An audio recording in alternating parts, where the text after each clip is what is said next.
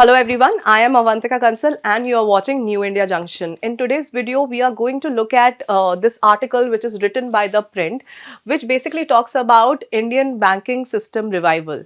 The article says, credit where credit's due, Modi government has scripted an unbelievable banking success story. It further mentions that Indian banks, regulators and investors were not worried when crises began exploding in the US and European banks earlier this year. This resilience has been a long time coming. So now in this video, we are going to discuss how this resilience has been a long time coming and what went behind this Indian banking revival. So to start with, this article says that the Narendra Modi government has come close to achieving an unqualified success in the banking sector as is reasonably possible. Whether you look at the NPAs or profits or growth in credit or resilience to external shocks, the Indian banking sector is significantly stronger today compared to just 5 years ago. Now, they are saying today, which is 2023. And they are also mentioning just 5 years ago, which was 2018. We will come back to these 2 years. Now, let's move forward with this article. Also, they mentioned that it is rare to be able to pinpoint a clear source of an entire sector's problem. So, entire sector here is the Indian banking sector, and usually a combination of factors weigh a sector down that we are going to discuss in this video. And with the banking sector, it's pretty clear. They are basically trying to explain here how this problem began. So let me just give you few background checks, what exactly happened, how it started. So somewhere around 2006, 2008, the previous government was focusing a lot on infrastructure. Now, since their focus was hugely on infrastructure, a lot of loans were given at this period of time. I mean, they started from 2006. And at the same time, in 2008, Lehman Brothers collapsed in US and recession basically hit India as well. And in order to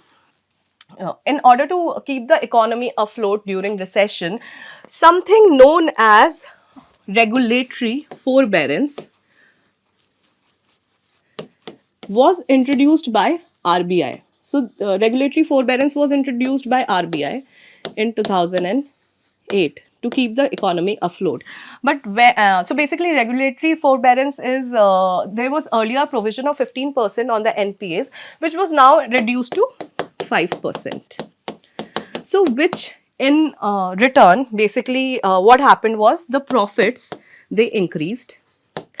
And since the profits increased, credit availability also increased. Now, there was more, in a way, there was more liquid cash available, and hence what happened, more credit was given. And not only this, here also now let's get back to the article. The article focuses that how huge loans were being given to the government friendly corporates, and not a lot of checks were at that point in time were done. So not a lot of due diligence regarding the necessity of such loans or the borrower's ability to repay them was done. And here they are also mentioning a very good example, which is about in 2015, a former chairman of National Highway Association of India, NHAI, had actually spoken about this. He mentioned that what used to happen apparently was that NHAI would award a contract to a company to build a stretch of a highway, say for rupees 300 crores. Now, the contract is for rupees 300 crore. But what used to happen? That company would approach the banks and ask for a loan of twice that amount. So now 300 crore project, and they are asking for 600 crore of loan. And banks are not running any checks here, and they are basically instigated, and they would just issue the loan without any checks whether this amount is going to come back or not. This kind of amount is definitely not going to come back because the project in itself is only 300 crores while they are imparting 600 crore. And that this kept on happening, and a lot of bad debts accumulated over a period of time. So with loan sizes double the cost of the project, it was naturally only a matter of time before they turned SAR, and they eventually turned SAR, which we are going to discuss in the subsequent slides. Also, this was just one sector. So while we are talking about infrastructure sector, yes, it was the most prominent sector, but it was just one sector. There were several sectors where such kind of loans were given, and exactly this kind of lending was taking place across various sectors. Now also they have mentioned two statements here from former RBI governors. One was by Raghuram Rajan, who was with RBI from 2013 till 2016, and somewhere in 2021 he had spoken about this in detail. He mentioned a large number of bad loans originated in the period of 2006 to 8, which we actually told you in the starting of the video. And also, he mentioned that too many loans were given without any due diligence, without any checks being run. Now, his successor at the RBI, Urjit Patel, also mentioned similar kind of things, which here he said didn't question risk control in government banks, even as it received significant dividends. So, basically, everything put together led to a huge rise in the credit. So gross bank credit grew to a whooping 20% in 2012-13. So 2012-13 it grew 20%. Subsequent year it grew to 14%. And now also very important point, this article says this in itself would not have been a problem if the quality of the loans were good, but this was not the case. So if those loans were properly checked and then given, and if their rate of coming back to the Indian economy, to the system was higher, then this situation would have not arisen. But those loans were not good, they were bad in quality, and that is how this entire problem started arising. Now this graph talks about NPA, which are non-performing assets. So before we discuss this graph in detail, let me tell you what happened. Somewhere around 2012-13, the NPAs, they started growing. Here we have the exact numbers.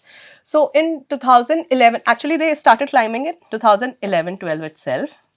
Then in 2012-13, they basically grew to 2011-12, they came at 2.8%, and then subsequently they went to 3.8% in 2013-14. So here they were at 3.8%, and which kept on growing. Now this was the last year of the old government, and this is where 2014-15 the current government took over. And they realized this pattern that the NPAs are growing over the years, and it was 4.3% in 2014-15. Here it was 4.3%, and that is when they realized that this is a huge problem and it's growing over the years, and that is when they started questioning this, checking the system, and asset quality review was implemented the subsequent year. Now in asset quality review, what the government did was they basically asked the banks, the public banks, to list all the outstanding bad bank loans. When they listed everything, it grew to a whooping high to 7.5% this year. Here also they have mentioned about this. Yeah. So just the act of recognizing all the previously undetected bad loans caused the gross NPA ratio to soar to 7.5% within a year. And after that, what happened in subsequent 2 years? It grew because all the bad loans were now recognized.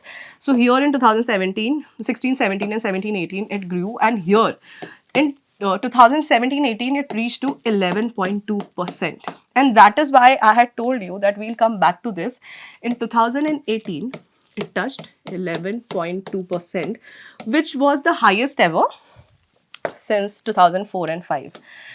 And so now when it reached by March 2018, when the ratio reached to 11.2%, this is when the cleanup began to happen. So basically, initially the government listed all the bad loans, asked the banks to list all the bad loans, and it took the banks to list them around 2 years, and that is when the cleanup started. Now, when the cleanup started, what is exactly happened?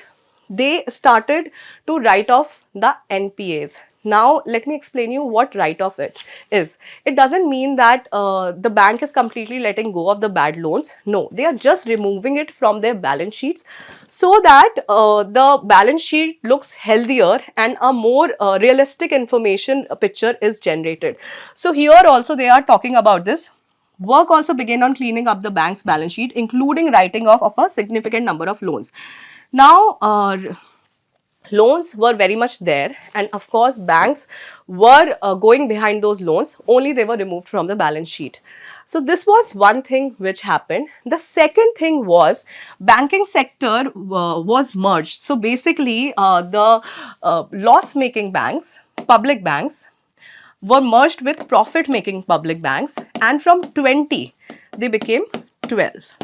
So that was one thing which happened. There were 20 public sector banks at the end of 2017, which eventually became 12.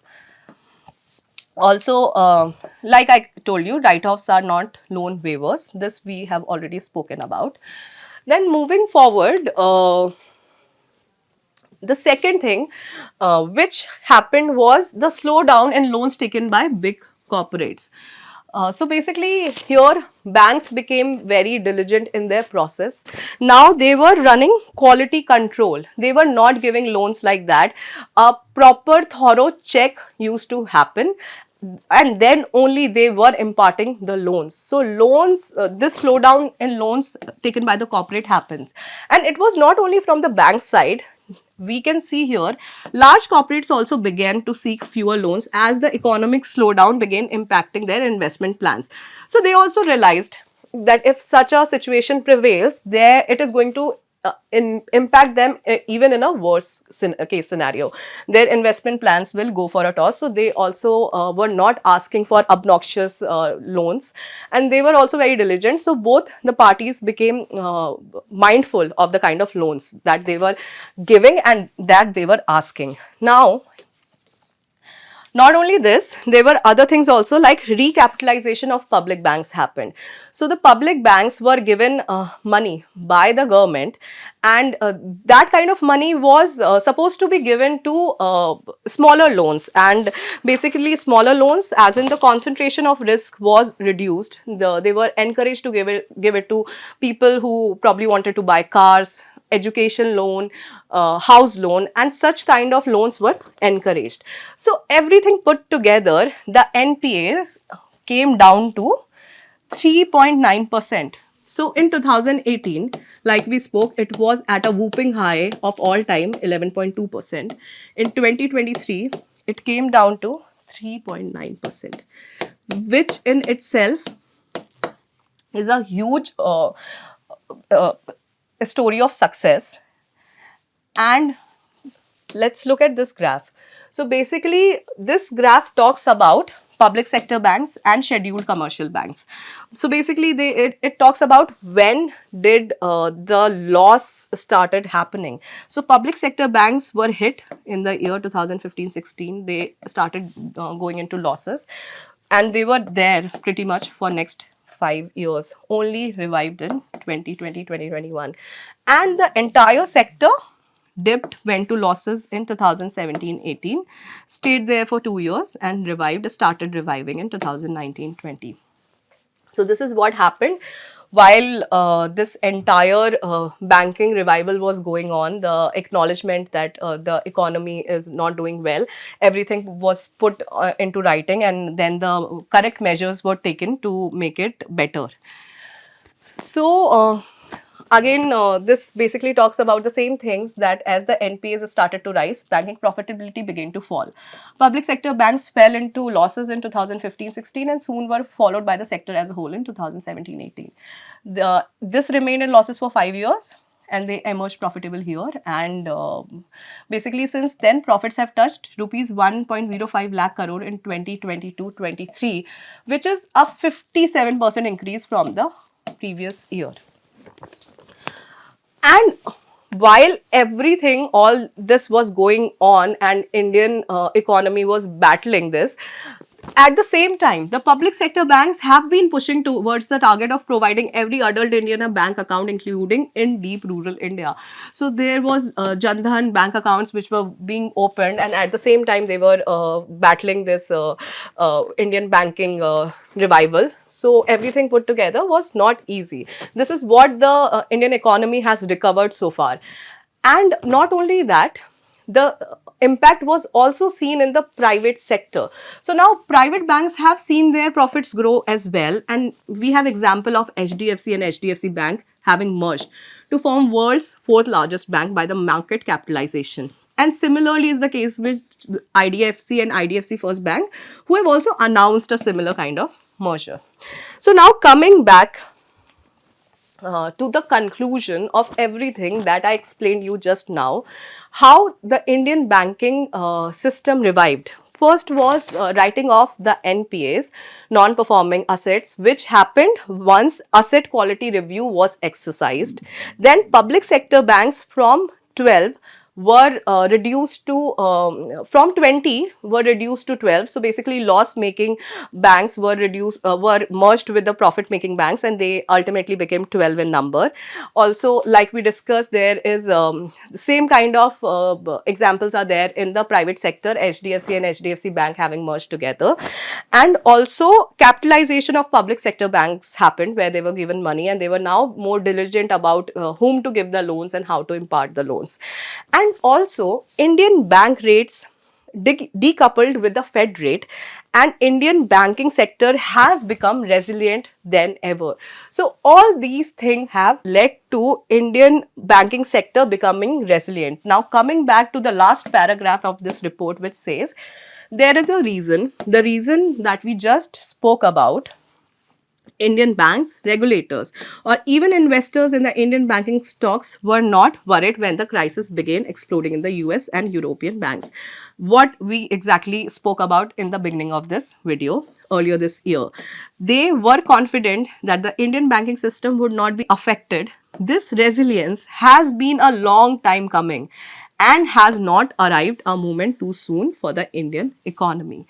So I hope this video was informative and you would have understood how Indian banking system has revived and how it has revived from 2018 till 2023.